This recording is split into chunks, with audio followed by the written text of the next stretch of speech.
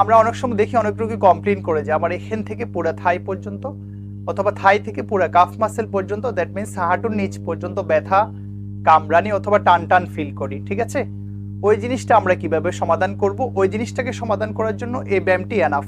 দু হাত দিয়ে আমার থাইটাকে ধরলাম, থাইটাকে ধরে জাস্ট পাটাকে উপরে স্ট্রেট করব, নামাবো।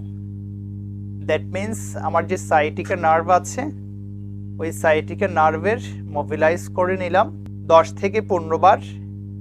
জাস্ট এই ব্যায়ামটি করব আমরা। হ্যাঁ দর্শক, আরেকটা জিনিস বলছি, সেম এক্সারসাইজ। পাটাকে সোজা করব ফার্স্ট, পাটাকে সোজা করে পায়ের পাতাটাকে আমার শরীরের দিকে টান টান, আমার শরীরের দিকে যে পায়ের পাতাটাকে আমার শরীরের দিকে টান টান করে রাখবো, পেছনে একটা স্ট্রেচ ফিল করব।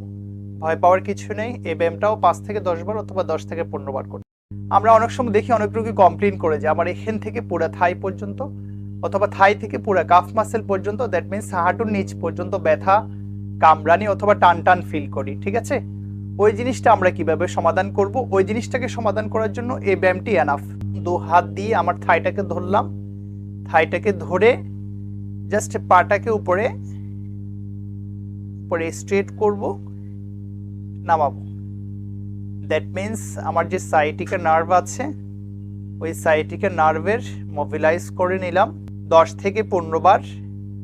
জাস্ট এই ব্যায়ামটি করব আমরা। হ্যাঁ দর্শক, আরেকটা জিনিস বলছি, সেম এক্সারসাইজ। পাটাকে সোজা করব ফার্স্ট, পাটাকে সোজা করে পায়ের পাতাটাকে আমার শরীরের দিকে টান টান, আমার শরীরের দিকে যে পায়ের পাতাটাকে আমার শরীরের দিকে টান টান করে রাখবো, পেছনে একটা স্ট্রেচ ফিল করব। ভয় পাওয়ার কিছু নেই। এই ব্যায়ামটাও 5 থেকে 10 বার অথবা 10 থেকে 15 বার করব।